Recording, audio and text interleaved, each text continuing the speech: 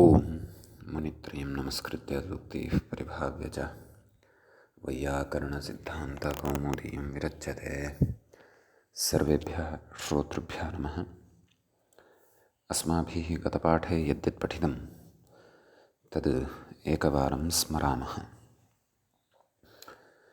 वयं वैयाकरणसिद्धान्तकौमुदी इत्याख्यस्य ग्रन्थस्य तत्र समासाश्रयविधिप्रकरणे भवामः। अस्य प्रकरणस्य 33 पाठः गतपाठः प्रवृत्तः। तस्मिन् पाठे सर्वादौ अस्माभिः तत्र वार्तिकं पठितम् अतद्धित इति वाच्यम् इति। नाम अतद्धिते परे यत्पदं तेन व्यवधाने अयं निषेधः। नाम कः निषेधः? पदव्यवायेऽपि इति निषेधः। न तु तद्धितपरकपदेन इत्यर्थः। तस्य च उदाहरणं तत्र ग्रन्थकारेण यद्दत्तम् आर्द्रगोमयेन शुष्कगोमयेन इति उदाहरणद्वयम् अस्माभिः साधितं। ततश्च भाष्यस्य प्रामाण्यम् आदाय इदं वार्तिकं प्रत्याख्यातम् अपि, नाम भाष्ये प्रत्याख्यातम् इत्यपि अस्माभिः ज्ञातं।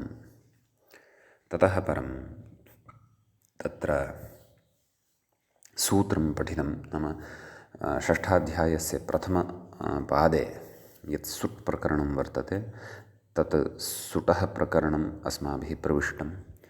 तत्र सूत्रं पठितं कुस्तुम्बुरूणिजातिः इति। तत्र च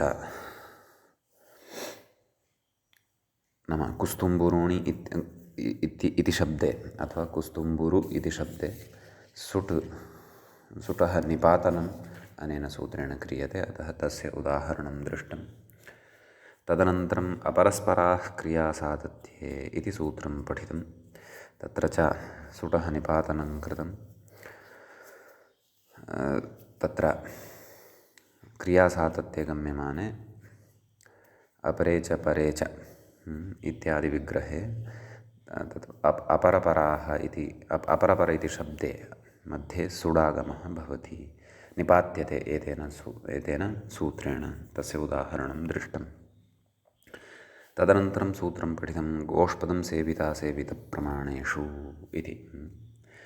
तस्य च अस्माभिः तत्र उदाहरणं गोष्पदम् इत्येव त्रिषु अर्थेषु। नाम गोष्पदमिति गोशब्दात् परतः पदशब्दः यदा भवति तदा मध्ये सुट् भवति इति सेवितार्थे असेवितार्थे प्रमाणार्थे च गम्यमाने तत्र उदाहरणानि दृष्टानि। उदाहरणं दृष्टं, प्रत्युदाहरणमपि चर्चितम्। प्रत्युदाहरणं तु तत्र गोष्पदं गोपदम् इत्येव। तदनन्तरं तत्र सूत्रं पठितम् आस्पदं प्रतिष्ठायाम् इति। तत्र प्रतिष्ठा इत्यस्य अपि अर्थः विशिष्टः अस्माभिः दृष्टः। अतः एव तत्र आत्मयापनाय स्थाने सुट् निपात्यते आस्पदम् इति रूपं सिद्ध्यति इति अस्माभिः तत्र दृष्टं।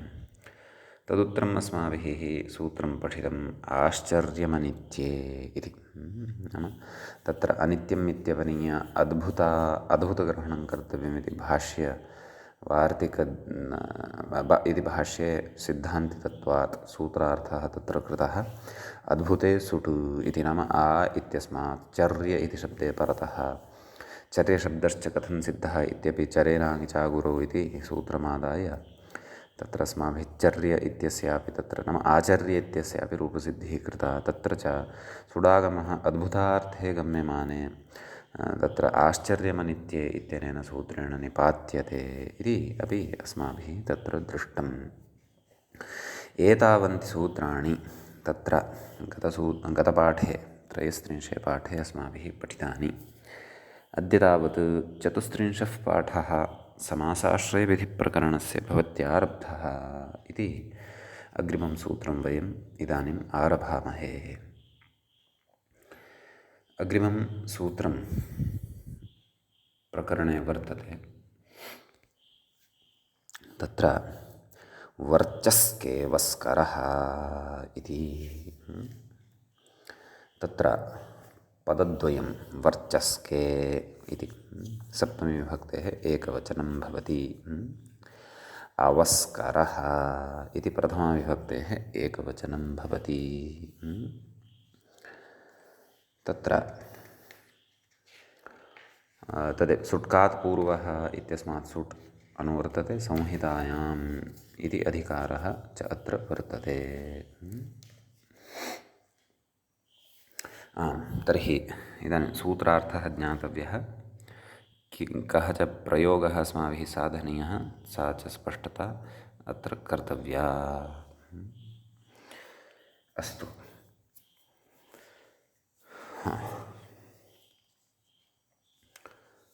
तत्र व्याख्याता कथयति, मूत्रं प्रस्राव उच्चारावस्करौ शमलं शकृत् गूथं पुरीषं वर्चस्कम् अस्त्रीविष्ठाविषौ स्त्रियाम् इति। नाम वर्चस् तत्र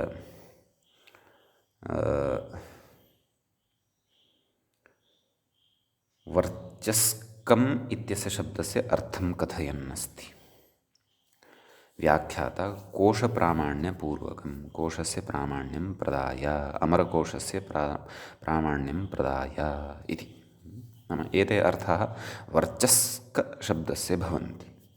मूत्रः, प्रस्रावः, उच्चारः, अवस्करौ, अवस्करोऽपि तत्र कोशस्य प्रथमपङ्क्तौ अवस्करः इत्यस्य पर्यायशब्दाः पठिताः खलु। पश्यन्तु, मूत्रं प्रस्राव उच्चारौ उच्चार अवस्करौ, नाम उच्चारः इत्यपि अवस्करः इत्यपि। शमलं शकृत् नाम मलविशेषः एव भवति, अथवा विष्ठाविशेषः एव अवस्कर इति शब्दस्य अर्थः भवति। तत्र अग्रे उच्यते, गूथं पुरीषं वर्चस्कं, गूथं वा पुरीषं वा मलम् इति उच्यते खलु। तद् पुरीषशब्दस्य च अर्थाः अस्माभिः पूर्वमपि बहुधा दृष्टाः, सम्मुखीकृताः। एवं किल, विष्ठा इत्यपि, विष्ठाविषौ स्त्रियां, नाम तद् लिङ्गव्यवस्था अपि अस्ति। नाम एते शब्दाः अस्मिन् लिङ्गे, एते शब्दाः च स्त्रीलिङ्गे। विष्ठाविट इति स्त्रियां भवति। अपि च वर्चस्कम् इति तु अस्त्री, नाम स्त्रीलिङ्गे न भवति, लिङ्गान्तरे तु भवति इति कथयति। एवञ्च अत्र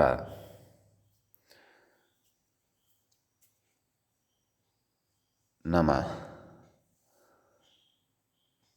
तदेव मलविशेषस्य नाम भवति किम्, अवस्करः इति। अतः तत्र रूपं तु साधनीयम् अस्ति अस्माभिः, अपस्करः इति। अपस्करः इति नैव रूपं तु साधनीयम्, अवस्करः इति रूपं साधनीयम्। मूले कथयति, किं कथयति, कुत्सितं वर्चस्कम् अन्नमलम् इति। नाम अन्नमलं यद्भवति, नाम अन्यजन्यं यत् मलं भवति तदेव पुरीषं वा अथवा तत्र गूथं वा इति। तत्र गूथशब्दः तत्र भाषान्तरे हिन्द्यादिभाषासु तन्मलाय गु इत्यपि वदन्ति। तत् पश्यन्तु, गूथम् इत्यपि, नाम संस्कृतेन साम्यम् अस्ति, संस्कृतादेव आयातम् इति कृत्वा। अन्यपर्यायशब्दाः अत्र प्रदत्ताः एव वर्तन्ते। अतः मूले किं कथयति आदौ, नाम वर्चस्कं, नाम वर्चस्के अर्थे गम्यमाने अवस्करः इत्यत्र सुट् निपात्यते इति तत्र सूत्रार्थः अवगन्तव्यः। एवं खलु, रूपम् अवस्करः इति साधनीयं, परन्तु तत्र वर्चस्कं नाम किम् आदौ, यतः वर्चस्के अर्थे अवस्करः इत्यत्र सुट् निपातनीयः इति चेत् तर्हि किं नाम वर्चस्कम् इति खलु ज्ञातव्यं। तदर्थं कोश उदाहरणं दत्तमेव। कोशस्य द्वितीयां पङ्क्तिं पश्यन्तु, गूथं पुरीषं वर्चस्कम् इति। अतः तत्र तदेव कथयति, मूले अपि स्पष्टीकुर्वन् कथयति। नाम वर्चस्कस्य अर्थः कथयति। कुत्सितं वर्चः वर्चस्कम् अन्नमलम् इति। तस्मिन् सुट् इति नाम तस्मिन् अर्थे गम्यमाने सुट् भवति इति। अतः अवकीर्यते इति अवस्करः इति रूपं साध्यते। एवं खलु। तदेव अव उपसर्गपूर्वक कृ इति धातोः तत्र रुदोरप् इत्यनेन अप् प्रत्ययः क्रियते। धातोः च गुणः भवति। अव कर् आ मेलनेन अवकर। अपि च अत्र सुडागमे सति नाम वर्चस्कार्थे गम्यमाने सति अथवा वर्चस्कार्थे विवक्षिते सति सुडागमः भवति। अतः अपस्करः इति रूपं सिद्ध्यति। नैव अवस्करः इति रूपं सिद्ध्यति। अपस्करः तु अग्रिमे सूत्रे साधनीयम् अस्ति। अवस्करः इति रूपं सिद्ध्यति। अग्रे कथयति वर्चस्के किम् अवकरः इति। नाम यत्र वर्चस्कार्थः गम्यमानः न भवति तत्र तु सुट् न भवति खलु। अत्र तु सामान्यतया नाम तद् मलविशेषात् भिन्नः यः गृहे अवकरः भवति। यदा वयं मार्जनादिकं कृत्वा गृहस्य स्वच्छतां कुर्मः तदनन्तरं यत् धूलिकण समुदायविशेषः अथवा यत्किमपि गृहे यत् सम्मार्जनानन्तरं यत्किमपि अस्माकं सविधे लभ्यते तद् अवकरः इति रूपेण व्यवह्रियते। तत्र सुडागमः न भवति। कुतः? यतः तत्र वर्चस्कार्थः नाम अन्नमलार्थः तत्र न भवति। अन्नमलार्थे एव तत्र सुट् निपात्यते इति अवस्करः अवकरः अनयोः कश्चन भेदः तत्र भवति। अर्थभेदः अर्थगतः भेदः भवति। अतः सुट् सहितः यदि प्रयोगः तर्हि तत्र अवगन्तव्यम् ओहो एतद् वर्चस्कार्थे वर्तते। वर्चस्कञ्च तदुक्तमेव गूढं पुरीशं वर्चस्कम् इति एतावान् विशेषः अस्मिन् सूत्रे वर्तते वर्चस्के वस्करः इत्यत्र। इदानीं वयम् अग्रिमं सूत्रं प्रविशामः। अग्रिमं सूत्रं भवति अपस्करो रथाङ्गम् इति। अपस्करः इति प्रथमाविभक्तेः एकवचनं। रथाङ्गं रथस्य अङ्गं रथाङ्गं तत्र षष्ठी तत्पुरुषसमासः। एवं किल सुट् अनुवर्तते। संहितायाः अधिकारः अपि च वर्तते एव। अपस्करः इति प्रयोगः साधनीयः नाम साधितः एव निपातितः एव नाम अत्र सुट् निपातितः इत्यर्थः। कदा? रथाङ्गे गम्यमाने इति कथयति अग्रे। स्याद् रथाङ्गम् अपस्करः इति। रथस्य चक्रविशेषस्य नाम किम्? अपस्करः इति अग्रे कथयति। चक्रं रथाङ्गम् इति च नाम रथाङ्गं यद्भवति तत् चक्रं भवति। नाम रथस्य चक्रं रथाङ्गम् इत्यनेन उच्यते इत्यर्थः। एवं किल। अग्रे कथयति एतावान् एव विशेषः अत्र। एवं वा न वा? तद् उपसर्गपूर्वक रुधातोः रुदोरप् इत्यनेन अप प्रत्यये सति तदेव गुणादिकं कृत्वा अपकर इति तत्र लभ्यते। अपकर इत्यत्र तदेव रथाङ्गार्थे गम्यमाने तत्र सुडागमः भवति। अतः अपस्करः सुट् निपात्यते अपस्करः इति सिद्ध्यति। मूले किमुक्तं? मूले तु तत्र प्रत्युदाहरणमेव उक्तं। किमुक्तम्? अपकरोऽन्यः नाम अपकरः अन्यः भवति। नाम रथाङ्गविवक्षा यदा न भवति तदा अत्र सुडागमः अपि न भवति इत्यर्थः। परन्तु अन्यः नाम कः? तदर्थं तु कोशः द्रष्टव्यः। अतः अपकरः एतस्य कृते सकृत् कोशः मया अवलोक्यमानः वर्तते। अपकर्माः साक्षात् अयं शब्दः स्यात् वा कोशारूढः द्रष्टव्यः। तत्र वाचस्पत्ये पश्यन्नस्मि। अपकर्तृ इति तद् अपकरोति इति अपकरः भवितुमर्हति खलु। यदि वयं नन्द्यादिगणत्वादपि अचं कुर्मः तर्हि, अथवा अन्यः अर्थः अपि प्रयोगानुसारं लक्ष्यानुसारं सन्दर्भानुसारम् अत्र ज्ञातुं शक्यः। एवं किल। परन्तु रथाङ्गार्थे गम्यमाने एव अत्र सुट् निपातनं ज्ञातव्यम् अस्तु इति एतावान् विशेषः अस्मिन् सूत्रे वर्तते। समीचीनम्। इदानीम् अग्रे गच्छामः। अग्रिमं सूत्रं वर्तते किं? विष्किरः शकुनौ वा इति। तत्र विष्किरः इति प्रथमान्तं पदं भवति, शकुनौ इति सप्तम्यन्तं पदं भवति, वा इति च अव्ययपदं भवति। सुट् अनुवर्तते, अपि च कात् पूर्वः, सुट्कात् पूर्वः इति, कात् पूर्वः अपि अनुवर्तते वा? आं सत्यमेत विष्किरः। अस्तु, संहितायाम् इति अधिकारः अपि वर्तते एव।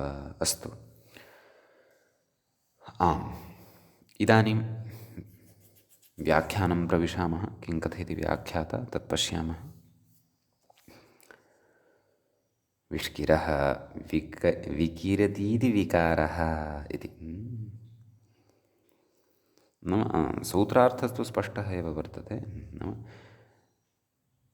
शकुनौ गम्ये वा सुट्, तदेव आदौ कथयति। नाम विकिरः इत्यस्य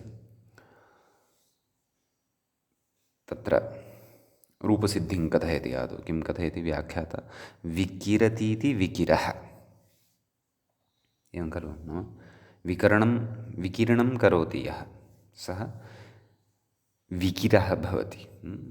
तत्र वि उपसर्गपूर्वक कृ विक्षेपे इति धातोः किमुक्तम्? इगुपधज्ञाप्रीगिरः कः इत्यनेन सूत्रेण कप्रत्ययः भवति, तस्य अ अवशिष्यते।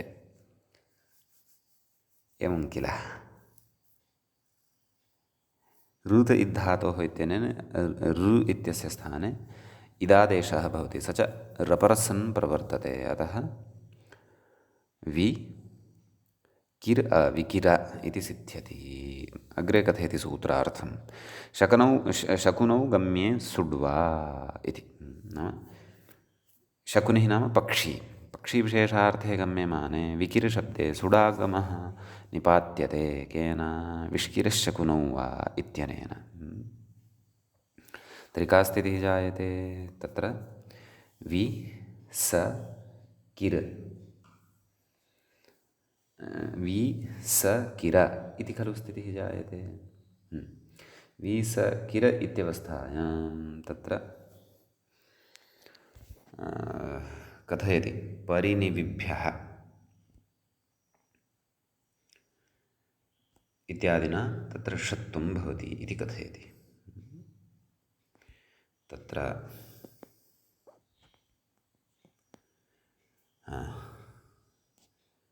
क्व भवति इदं सूत्रम्? अष्टमाध्यायस्य तृतीयपादे अस्ति खलु। परिनिविभ्यः सेवसितसयसिवौ सह सुटस्तु संजाम् इति। परिनिविभ्यः, सत्यं वि इति अस्ति खलु, ततः परे सुट् अपि अस्ति एव। अतः तेन अत्र सुटः सकारस्य षत्वम् अवगन्तव्यम्। अस्तु, अतः वि ष किर मेलनेन विष्किरः इति रूपं सिद्ध्यति। समीचीनम्। अस्तु, अग्रे अमरकोशस्य उदाहरणं ददाति। नगौको वाजि विकिर विविष्किरपतत्रयः इत्यमरः इति। नाम तदेव विकिरणं यः करोति तस्यैव तत्र पर्यायान्तरशब्दाः अपि दत्ताः वर्तन्ते, पर्यायशब्दाः अपि दत्ताः वर्तन्ते। अतः कोशप्रामाण्यपूर्वकमपि एतस्य शब्दस्य अत्र चर्चां कृतवान्। वा वचनेनैव इति अग्रे कश्चन विचारः मूले उच्यमानः वर्तते। सः विचारः पठनीयः। किं कथयति पश्यन्तु। मूले आदौ पश्यामः। वावचनेन एव सुड् विकल्पे सिद्धे विकिरग्रहणं तस्यापि शकुनेः अन्यत्र प्रयोगः मा भूत् इति वृत्तिः तन्न भाष्यविरोधात् इति। काशिकाखण्डनम् अत्र किञ्चित् क्रियमाणं वर्तते। तत्र पङ्क्तेः अर्थं बोधयन् अस्ति। व्याख्यातारं पश्यन्तु। व्याख्यातारं दृष्ट्वा पुनः आगच्छामः। मूलपङ्क्तिं पुनः एकवारं पठिष्यामः। किं कथयति पश्यन्तु। वृत्तिग्रन्थे अर्थात् काशिकाग्रन्थे इत्यर्थः। विष्किरश्शकुनो विकिरो वा इति सूत्रपाठः। एवं रीत्या सूत्रपाठः कृतः वर्तते। क्व वृत्तिग्रन्थे नाम काशिकाग्रन्थे। तत्र वाग्रहणादेव सुडुविकल्पे सिद्धे सुटः विकल्पः वाग्रहणेन एव खलु सिद्ध्यति। अतः रूपद्वयं लभ्यते खलु विष्किरः विकिरः इति। विकिरग्रहणं विष्किरः विकिर इति शकुनौ एव इति नियमार्थं नाम शकुनार्थे एव शकुन्यर्थे एव तत्र सुटः अभावपक्षः अपि भवतु। एतदर्थं तत्र विकिरशब्दः पठ्यते। क्व वृत्तिग्रन्थे नाम काशिकाग्रन्थे तत्र सूत्रं विष्किरश्शकुनौ विकिरो वा नाम विकिरशब्दः तत्र सुडभावपक्षे विकिरशब्दः यः सिद्ध्यति तत्रापि शकुन्यर्थे एव सुडागमः भवतु इति तत्र उक्तम्। अग्रे कथयति। अतः शकुनेः अन्यत्र उभयोः अपि शब्दयोः प्रयोगः नास्ति इति लभ्यते इत्यर्थः। एवं खलु। शकुनेः अन्यत्र उभयोः अपि शब्दयोः उभयोः कयोः विष्किरः विकिरः नाम एतौ द्वौ शब्दौ तत्र शकुन्यर्थे एव भवतः इति पक्षार्थे एव भवतः। तत्र च अमरकोशस्य वाक्यमपि प्रदाय उपरि उदाहरणानि दत्तानि खलु नाम शकुनेः नामान्तराणि एवमपि भवन्ति। अस्तु। भाष्ये हि विष्किरश्शकुनौ वा इति सूत्रं पठित्वा वाग्रहणेन सुड्विकल्पः इति उक्तम्। अग्रे कथयति। न तु शकुनेः अन्यत्र विकिरशब्दस्य प्रयोगः नेति स्थितं नाम भाष्ये एवं रीत्या सिद्धान्तः नोक्तः वर्तते। कः सिद्धान्तः नाम शकुनेः अन्यत्र विकिरशब्दस्य प्रयोगः न भवति। एतदर्थं तत्र विकिरग्रहणं कर्तव्यम् इति नास्ति। तत्र तु सूत्रं विष्किरश्शकुनौ वा इत्येवं रीत्या एव पठितं वर्तते इत्यर्थः। कथयति। अन्यत्रापि विकिरं वैश्वदेविकम् इत्यत्र दर्शनादिति भावः नाम वैश्वदेविकार्थे अपि तत्र विकिरशब्दस्य प्रयोगः दृश्यमानः अस्ति वाङ्मये इति कृत्वा काशिकाकारेण यदुक्तं नाम पक्ष्यर्थे एव शकुन्यर्थे एव विकिरशब्दः तत्र सुड्रहितः भवति नाम सुट् पक्षे अपि सुटः अभावे अपि तत्र पक्ष्यर्थः एव गम्यते अथवा शकुन्यर्थः एव गम्यते। तदितरार्थः न गम्यते इत्येतदर्थं तत्र सूत्रं विष्किरश्शकुनौ विकिरो वा एवं रीत्या एवमेव विष्किरश्शकुनौ विकिरो वा एवं रीत्या सूत्रपाठः अस्ति इति तत्र काशिकाकारेण इति यदुक्तं तत्र तन्न कुतः मूले उक्तं भाष्यविरोधात् नाम भाष्ये तन्नास्ति। इदानीं पङ्क्तिं पश्यन्तु। वावचनेन एव सुड्विकल्पे सिद्धेन विष्किरश्शकुनौ वा इत्यत्र वावचनेनैव सुड्विकल्पः सिद्धः भवति खलु। विकिरग्रहणं तस्यापि शकुनेः अन्यत्र प्रयोगो मा भूत्। विकिर् इत्यस्यापि शकुन्यर्थात् अन्यस्मिन् अर्थे तत्र प्रयोगः न स्यात्। एतदर्थं तत्र विकिरशब्दः पठितः इति वृत्तिकारेण उक्तम् अथवा काशिकायाम् उक्तं तत्तु न। कुतः? भाष्यविरोधात्। नाम भाष्ये एतादृशः अर्थः क्वापि न चर्चितः अथवा एतादृशी चर्चा न कृता वर्तते, अतः तदिदं न भवति इति। अतः तदिदं नाङ्गीकर्तुं शक्यते इति काशिकाकारस्य मतनिरासः अथवा खण्डनम् अत्र कृतम् इति अवगन्तव्यं भवतु। तदनन्तरं सूत्रं वर्तते। किं वर्तते इति चेत् कथयति प्रतिष्कषश्चकषेः। गतसूत्रे तावानेव विशेषः। अस्तु, अग्रे गच्छामः।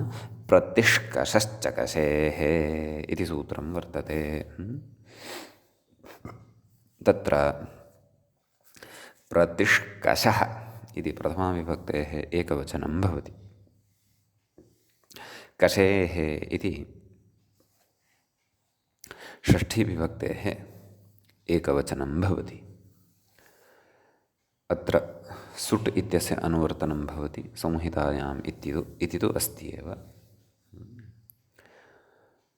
वस्तुतः सर्वत्र सुटः अपेक्षा अस्ति वा इति द्रष्टव्यं। नाम तदेव सुट्कात् पूर्वः इत्यत्र नाम इतः अग्रे सुटः प्रसङ्गः वर्तते इति। यद्यपि तत्तत्पदे सुट् तु निपातितः एव वर्तते, परन्तु सुट् निपातितः इति वचनं वा कथयितुं तत्र सुटः अनुवर्तनम् अपेक्षितम्। अतः तस्य अधिकारः वा अथवा अनुवृत्तिः वा अत्र ग्राह्या इति।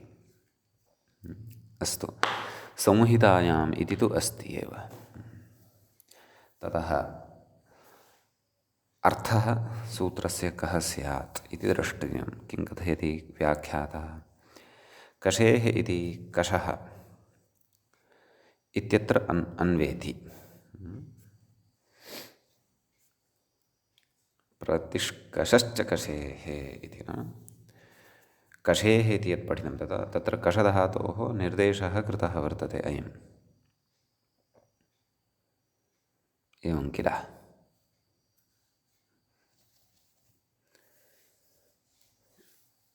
तत्कषेः इति तस्य अन्वयः क्व वर्तते इति चेत् प्रतिष्कष इत्यत्र कषशब्दः यः वर्तते तत्र अन्वयः, तत्र सम्बन्धः वर्तते इति। यद्यपि कषेः इत्यत्र षष्ठीविभक्तिः उक्ता एव, समीचीनं, तद् बुद्धौ भवतु। कषधातोः कषगतिशासनयोः इति धातोः तत्र इकानिर्देशः कृतः वर्तते। कथयति तथा च कषधातोः निष्पन्नस्य कषशब्दस्य प्रतेः परस्य सुट् स्यादित्यर्थः। सूत्रस्य अर्थः कः? नाम कष इति धातोः निष्पन्नः यः कषशब्दः, तर्हि अत्र जिज्ञासा स्यात्, किं कषशब्दः कषधातुं विहाय अन्येनापि प्रकारेण सिद्ध्यति वा? तत् अग्रे स्पष्टीभविष्यति। अतः सूत्रार्थम् अवगच्छन्तु। कषधातोः निष्पन्नस्य कषशब्दस्य प्रतेः परस्य, प्रति इत्यस्मात् उपसर्गात् परतः कष इति यदि शब्दः सिद्धः वर्तते अच प्रत्ययादिकं कृत्वा, तर्हि तस्य सुडागमः भवति टित्वात् आद्यवयवः। एवं किल? अतः प्रतिष्कष इति रूपं सिद्ध्यति इत्यर्थः। एवं किल? तत्र अग्रे कथयति, मूले किं कथयति? कषगतिशासनयोः इत्यस्य मूलेपि सूत्रार्थः उक्तः एव। इत्यस्य प्रतिपूर्वस्य पचाद्यचि, तदेव नन्दिग्रहि पचादिभ्यो ल्युणिन्यचः इत्यस्य प्रतिपूर्वस्य पचाद्यचि सुट् निपात्यते षत्वञ्च। नाम सुटः निपातनं भवति, षत्वमपि विधीयते, तस्य सुटः षत्वमपि भवति इत्यर्थः। अग्रे मूले किं कथयति? सहायः पुरोयायी वा कष इत्युच्यते। नाम कष इत्यस्य अर्थः उच्यमानः वर्तते। सहायः वा, नाम सहायकः यः भवति, अथवा किमुक्तं पुरोयायी। पुरोयायी नाम पुरोगामी अथवा पुरतः यः गच्छति, अग्रगामी यः भवति सः वा अत्र प्रतिष्कषः इति शब्दस्य अर्थः भवति इत्यर्थः। अग्रे किं कथयति व्याख्याता? कषेरेवेति। अस्तु, मूले को आगच्छति तत्र द्रक्ष्यामः। अग्रे उक्तवान् मूले किं कषेः किं प्रतिगतः कषां प्रतिकषोष्वः इति। प्रतिगतः कषाम्, एवं किल? तत्र तदेव प्रतिगतः कषाम् इत्यस्मिन् विग्रहे अत्यादयः क्रान्ताद्यर्थे द्वितीयया इत्यनेन तत्र समासः भवति। तत्र प्रतिकषा इति जायते, ततः गोस्त्रियोरुपसर्जनस्य इत्यनेन ह्रस्वः भवति। तदेव लौकिकविग्रहः, लौकिकविग्रहः, वार्तिकेन समासः, प्रातिपदिकसंज्ञा सुब्लुक् इत्यादिकं कृत्वा इत्यर्थः। अतः ह्रस्वे सति प्रतिकष इति सूत्र इति शब्दात् सुप्रत्यये सति सस्य ऋत्विसर्गे प्रतिकषः इति रूपं सिद्ध्यति इत्यर्थः। एवं किल? अग्रे कथयति। प्रत्युदाहरणं किम् आदाय आरब्धं? नाम कषेः किम् इति। तर्हि अत्र प्रतिगतः कषाम् इत्यत्र किं कषधातुः नास्ति वा? एतादृशजिज्ञासायाम् अग्रे कथयति। यद्यपि कषेरेव कषा, नाम कषधातोः एव कषा इति शब्दः अपि सिद्ध्यति यद्यपि, एवं किल? तत्रैव प्रत्ययविशेषं कृत्वा टाबादिकं कृत्वा कषा इति शब्दः अपि कषधातोरेव सिद्ध्यति इत्यर्थः। अग्रे कथयति व्याख्याता। नाम कषधातोः एव कषा शब्दो निष्पन्नः इत्यर्थः। एवं खलु? तथापि मूले उक्तं तथापि कषेः इति धातोः ग्रहणम् उपसर्गस्य प्रतेर्ग्रहणार्थम् इति। तेन धात्वन्तरोपसर्गान् न इति कथयति। पश्यन्तु व्याख्यानं। प्रतिगतः कषां प्रतिकषः इत्यत्र गमिं प्रत्येव प्रतिः उपसर्गः, एवं खलु? नाम इति विग्रहे, नाम प्रतिगतः कषां प्रतिकषः इति खलु विग्रहः कृतः कस्य? प्रतिकषः इत्यस्य, एवं खलु? तत्र प्रतिगतार्थे प्रति इति उपसर्गः स्वीक्रियते। अपि च गम् धातुः यः वर्तते तत् गम् धातुं प्रत्येव तत्र प्रतिः उपसर्गः वर्तते, न तु कषिं प्रति इति कथयति। कषिं प्रति तत्र प्रति इति उपसर्गः नास्ति, एवं खलु? कथयति यत्क्रियायुक्ताः प्रादयः इति नियमात् इत्यर्थः। तत्र कश्चन नियमः प्रादीनां विषये। कः नियमः इति चेत् यत्क्रियायुक्ताः प्रादयः तं प्रत्येव गत्युपसर्गसंज्ञाः भवन्ति इति। नाम यया क्रियया युक्ताः भवन्ति तां क्रियां प्रत्येव अथवा तदेव तां क्रियां प्रत्येव तेषां गतिसंज्ञा अथवा उपसर्गसंज्ञा भवति इति। अतः प्रकृतिविग्रहः कथं क्रियते? प्रतिगतः कषाम् इति। तत्र वस्तुतः प्रतिगतार्थे एव तत्र प्रतीतिः उपयुज्यते। गतशब्दस्य लोपः कथम् इति तु न शङ्कनीयं, परन्तु प्रतिगतार्थे प्रतीतिः उपयुक्तं। प्रतिगतार्थे गम् धातुः वर्तते, गम् धातोः सह उपसर्गः भवति, न तु कषधातोः उपसर्गः भवति इति अवधानं तत्र कर्तव्यं। तर्हि अस्तु, तर्हि एतावता किम् आयातम्? एतावता सिद्धान्तः एषः। नाम प्रतिकषश्च कषेः इत्यत्र कषग्रहणस्य अभिप्रायः एषः। नाम कषधातोः एव यदा प्रति इति उपसर्गः भवति तदा एव तत्र सुटः निपातनं। यदा तु प्रतिगतः कषां प्रतिकषः अश्वः इत्यादिषु इत्यादि प्रयोगाणां विग्रहे प्रतीति उपसर्गः कषधातोः न, परन्तु गम् धातोः गम् धातुना सम्बद्धः भवति। ता तत्र सुडागमः न भवतु इति एतन्नियमं ध्वनयितुम् अथवा एताम् एतां विवक्षां पुरस्कृत्य तत्र कषेः इति ग्रहणं कृतवान्। यद्यपि प्रतिष्कषश्च प्रतिष्कषः अथवा प्रतिष्कषश्च इति एतावदेव सूत्रे कृते कषधातोः एव कषः अपि तत्र सम्पन्नः इति यद्यपि स्पष्टता अस्ति एव, अपि च प्रकृते अपि तत्र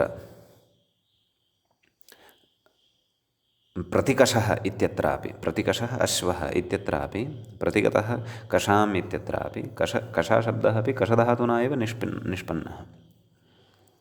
अतएव उक्तवान् खलु यद्यपि कषेरेव कषा इति, तथापि तत्र एषः नियमः विवक्षितः वर्तते। नाम यत्र कषधातुं प्रति एव प्रति इत्यस्य उपसर्गत्वं भवति तत्रैव सुट्, प्रतिगतः कषाम् इत्यत्र तु गम् धातुं प्रति प्रतीति उपसर्गः भवति।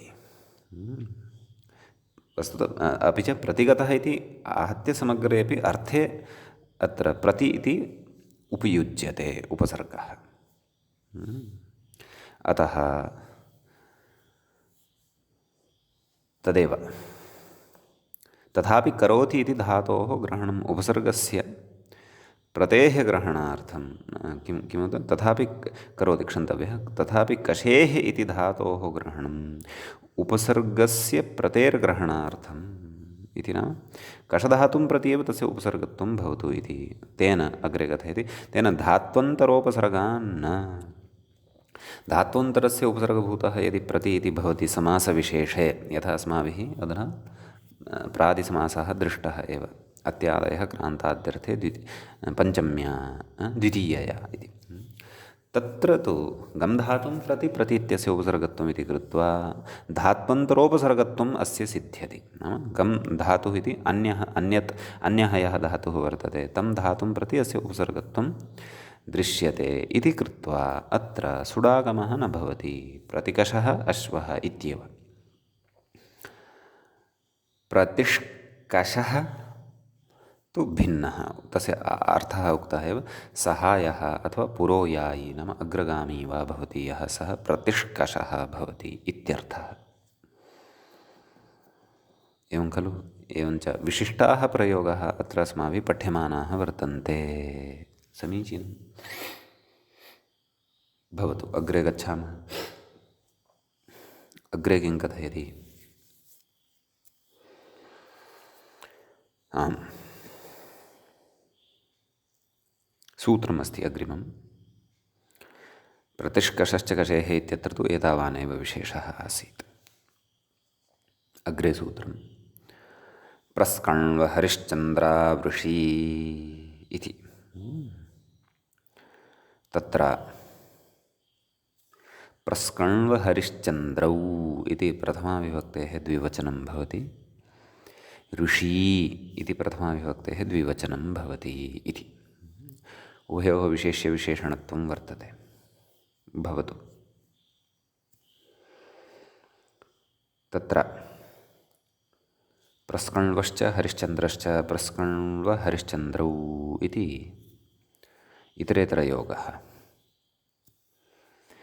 सुटः अनुवर्तनमस्ति, संहितायाम् इत्यस्य अधिकारः वर्तते एव। एवं किल। कः सूत्रार्थः इति चेत् प्रस्कण्व हरिश्चन्द्र इति शब्दद्वये सुट् निपात्यते। ऋषि अर्थात् वेदाभिधेयौ भवतः, तद् ऋषित्वे गम्यमाने इत्यर्थः। अस्तु,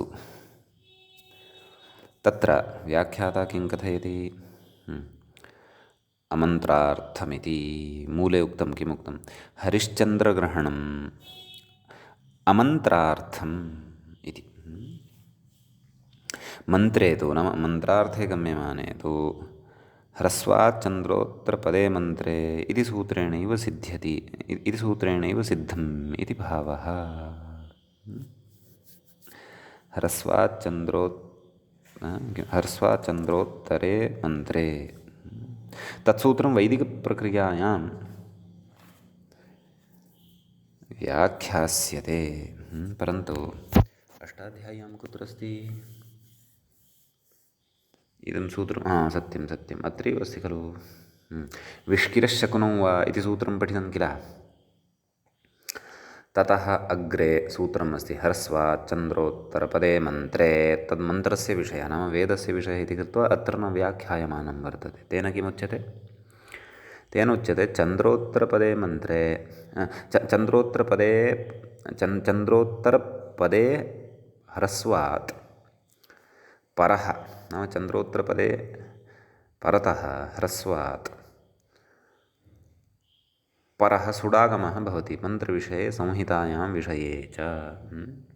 गुरुश्चन्द्रः युष्मान् अथवा गुरुश्चन्द्र इत्यादीनि तत्र उदाहरणानि वक्ष्यन्ते। तानि उदाहरणानि तु तदेव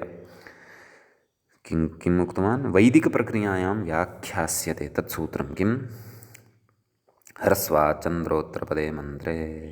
अतः अमन्त्रार्थमिदं किं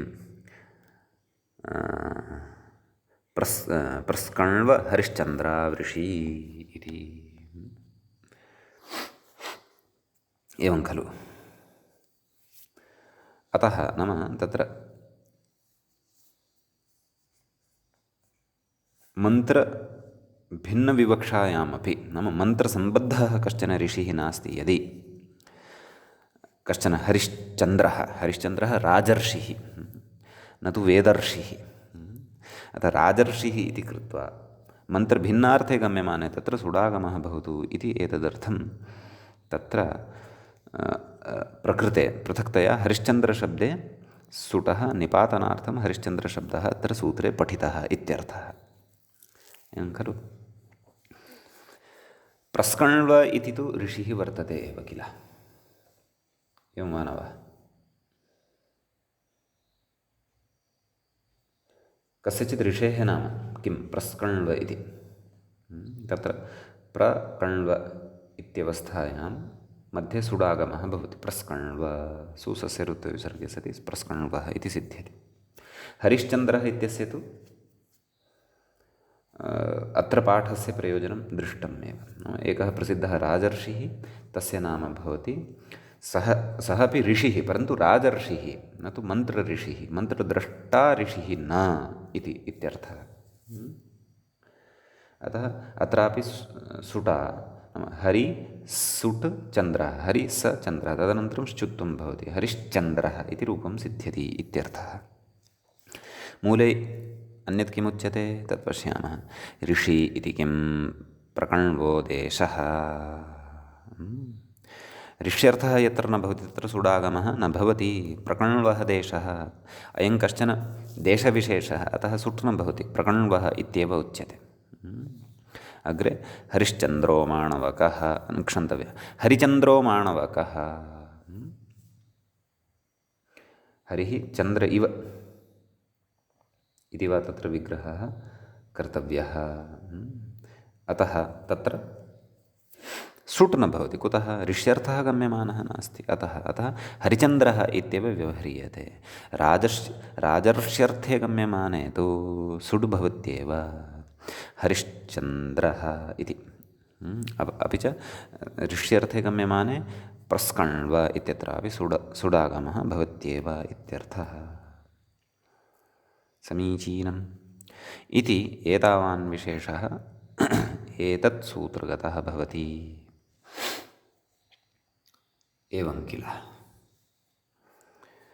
अग्रे सूत्रम् अस्ति किम्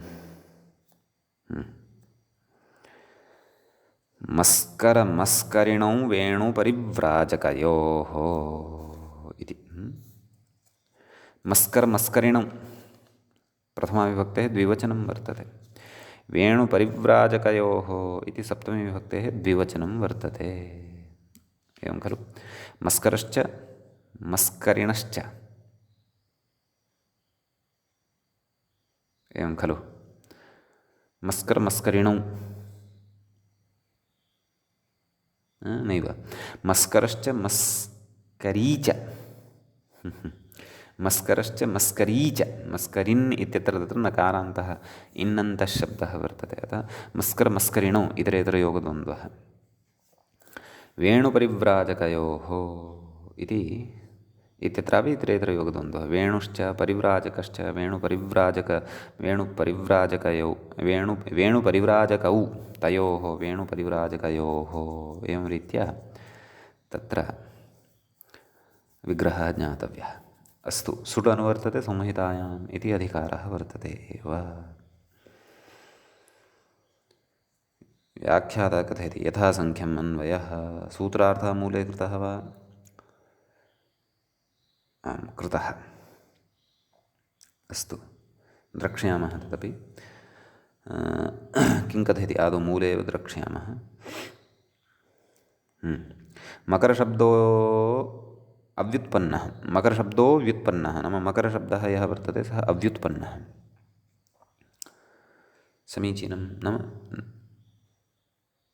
तस्य व्युत्पन्नत्वं नास्ति अव्युत्पन्नत्वेन स्वीक्रियते तस्य सुडिति तस्य सुड् निश्च निपात्यते एवं वा सुडिनिश्च निपात्यते सुट् इनिश्च निपात्यते एवं नाम सुट् अपि भवति अपि च तस्य सुडागमः अपि भवति तस्मात् इनि प्रत्ययोऽपि भवति इत्यर्थः एवं खलु कयोः अर्थयोः वेणुपरिव्राजकयोः अर्थयोः मस्करशब्दे तु मकरशब्दः अस्ति तत्र तु सुड् एव निपातितः भवति मस्करिन् इति शब्दे तु मस्करिन् इत्यत्र तु मूलतः मकरशब्दः भवति तस्य सुडागमः अपि भवति म इत्यस्मात् परतः इन् प्रत्ययोऽपि निपात्यते इत्यर्थः कयोः अर्थयोः वेण्वर्थे अपि च परिव्राजकार्थे क्रमशः तर्हि वेणोः अर्थे मस्करशब्दः अत्र साधनीयः परिव्राजकार्थे मस्करी अथवा मस्करिन् इति शब्दः साधनीयः वर्तते इति व्याख्याता कथयति यथासङ्ख्यम् अन्वयः नाम तद् मस्करशब्दः वेण्वर्थे मस्करिन् इति शब्दः परिव्राजकार्थे इत्यर्थः कथयति मस्करिग्रहणात् परिव्राजकः एव मस्करिशब्दः इति सुड् इनिश्च निपात्यते इति खलु उक्तम् अतः मस्करिग्रहणात् इति न वक्तव्यं खलु मस्करिन् ग्रहणात् इति वक्तव्यं खलु मस्करिन् ग्रहणात् परिव्राजकः एव मस्करिन् शब्दः नकारान्तः खलु सः इनि प्रत्ययः निपातितः यदि तर्हि तु नकारान्तता तस्य स्यात् किल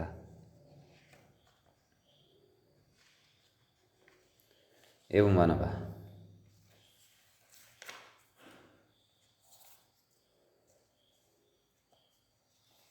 तर्हि तु नकारान्तता खलु स्यात्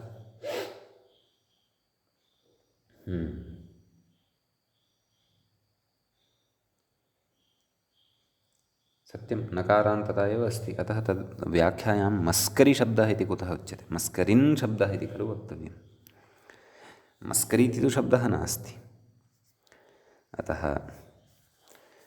अत्र का विवक्षा नाम इकारान्तता न लभ्यते खलु नकारान्तता एव लभ्यते अतः कथम् अत्र व्याख्याता मस्करिग्रहणात् इति कथयति सूत्रं कथमस्ति मस्करिणौ मस्करिन् इति ग्रहणं कृतमस्ति मस्करिग्रहणं तु न कृतं वर्तते एवं खलु अतः मस्करिन् ग्रहणात् परिव्राजकः एव मस्करिन् शब्दः इति वक्तव्यम् इति मम भाति यदि पाठभेदे मस्करिन् इति अस्ति तर्हि तु संशयः एव नास्ति अस्तु अन्यत्र तु मकरी इत्येव आहुः अस्तु इदानीं तत्र उदाहरणानां तु सिद्धिः जाता एव वर्तते मकरशब्दः अव्युत्पन्नः वर्तते तत्र वेणुः अर्थे वेणुः नाम वंशवृक्षविशेषः तस्मिन् अर्थे सुडागमः भवति मस्करः इति शब्दः सिद्धः भवति एवं खलु तस्य एव मकरशब्दस्य परिव्राजकार्थे परिव्राजकः नाम ते सर्वत्र परिव्रजनं कुर्वन्तः भवन्ति सन्न्यासिनो वा अथवा अन्ये वा तत्र सुडागमः अपि इनि प्रत्ययोऽपि अतः मस्करिन् इति नकारान्तः शब्दः सिद्धः भवति प्रथमाविभक्तेः एकवचने मस्करी इति लभ्यते इत्यर्थः मूले अन्यत् किमुच्यते वेणु इति किं मकरोग्राहः नाम वेणु अर्थः यदा न भवति तदा सुडागमः न भवति तदा तु तत्र मकरः इत्येव शब्दः उपयुज्यते इत्यर्थः एवं खलु मकरोग्राहः नाम तदेव ग्राहो नाम तदेव गृह्णाति एवं किल नाम गृह्णाति यः सः ग्राहः एवं भवितुमर्हति अथवा गृहीतुं शीलं यस्य सः वा ग्राहः एवं वा न वा पृथक्तया ग्राहशब्दः एवम् अस्ति जलजन्तुविशेषः इति कथयति तत्र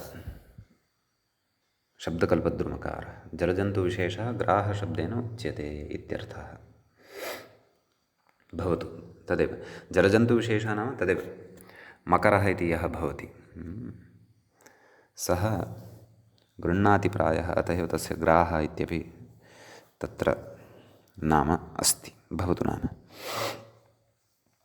तर्हि अत्र वंशार्थः नास्ति इति कृत्वा सुडपि न भवति इत्यर्थः अग्रे उच्यते मकरीसमुद्रः मकरशब्दस्य तत्र इनि प्रत्ययः तु भवत्येव परन्तु सुडागमः न भवति सुडागमः तु तत्र मकरार्थे गम्यमाने एव मकरः अस्मिन् वर्तते अथवा मकराः अस्मिन् सन्ति इति मकरी तत्र मकरशब्दात् अतिनीठनौ इत्यनेन इनि प्रत्ययः भवितुम् अर्हति अतः तत्र तु समुद्रार्थः वर्तते अतः समुद्रार्थे गम्यमाने तु सुट् न इत्यर्थः परिव्राजकार्थे गम्यमाने एव सुट् इत्यर्थः एवं किल इति एतावान् विशेषः एतत् सूत्रगतः वर्तते किं सूत्रगतः मस्कर्मस्करिणौ वेणुपरिव्राजकयोः इत्यत्र समीचीनम् इदानीम् अग्रिमं सूत्रं प्रविशामः अग्रिमं सूत्रं वर्तते अष्टाध्याय्यामपि साक्षात् कास्तीराजस्तुन्दे नगरे कास्तीराजस्तुन्दे नगरे इति सूत्रे पदद्वयं वर्तते कास्तीराजस्तुन्दे इति प्रथमाविभक्तेः द्विवचनं भवति नगरे इति तत्र सप्तमीविभक्तेः एकवचनं भवति तत्र कास्तीरञ्च अपि च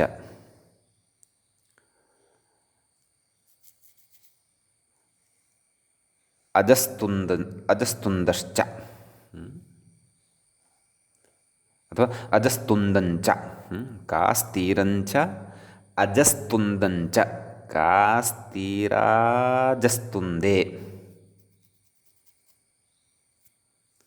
इति प्रथमाविभक्तेः द्विवचनम् अस्ति तावदेव इतरेतरयोगद्वन्द्वः वर्तते नगरे सप्तमीविभक्तेः एकवचनं नाम नगरार्थे गम्यमाने इत्यर्थः नाम कास्तीर् इति अजस्तुन्द इत्येतौ शब्दौ सुट्सहितौ नगरे अभिधेये निपात्येते नाम नगरार्थे गम्यमाने अत्र सुट्सहितं निपातनं क्रियते इत्यर्थः अथवा सुटः निपातनं क्रियते इत्यर्थः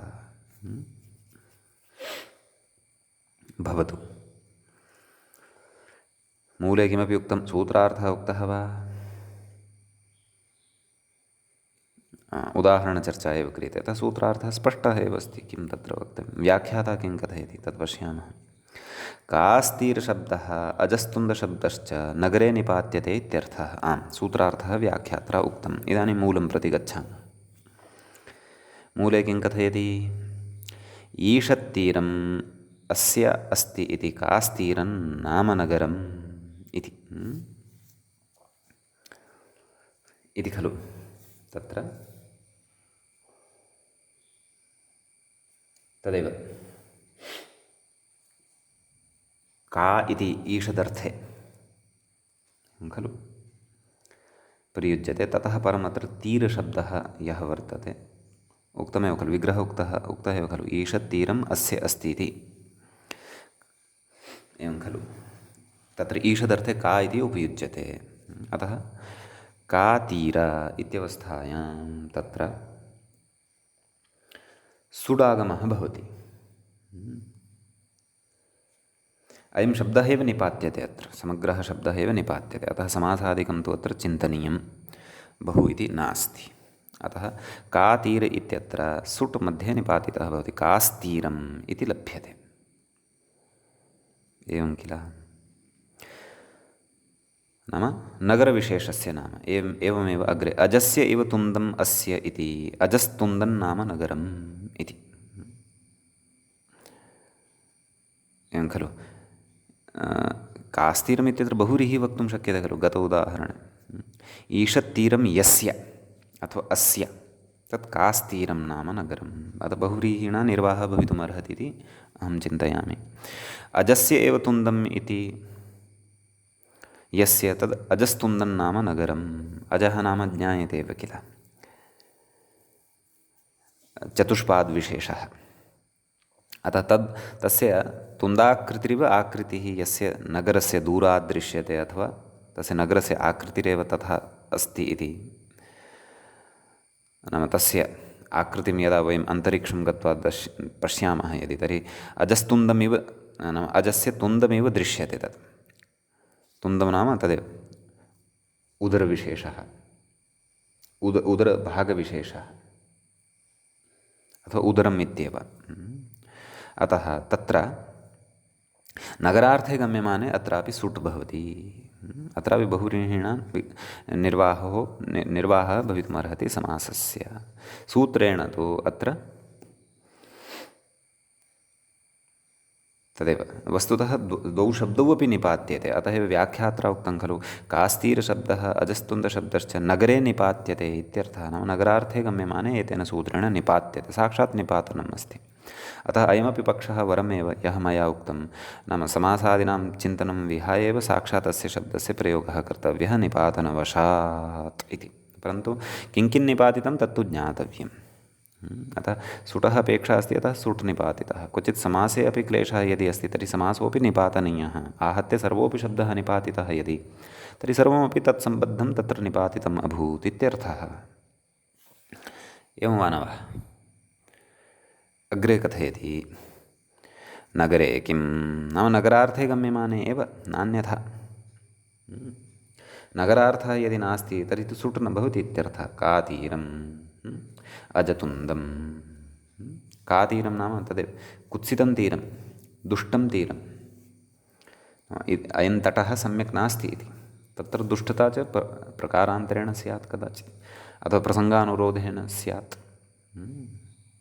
तीरे बहु पङ्कः वर्तते, अथवा तथा लघु लघु प्राणिनः तत्र वर्तन्ते, ये पादे निक्षिप्ते एव पादं दशन्ति। एवमेव अजतुन्दं नाम साक्षात् अजस्य उदरम् एव तत्र अर्थः गम्यते, न तु नगरार्थः गम्यते। नगरार्थस्तु सुटिसति एव इत्यर्थः। अतः उक्तवान् तत्र कातीरम् अजतुन्दम् इति, एवं किल इति।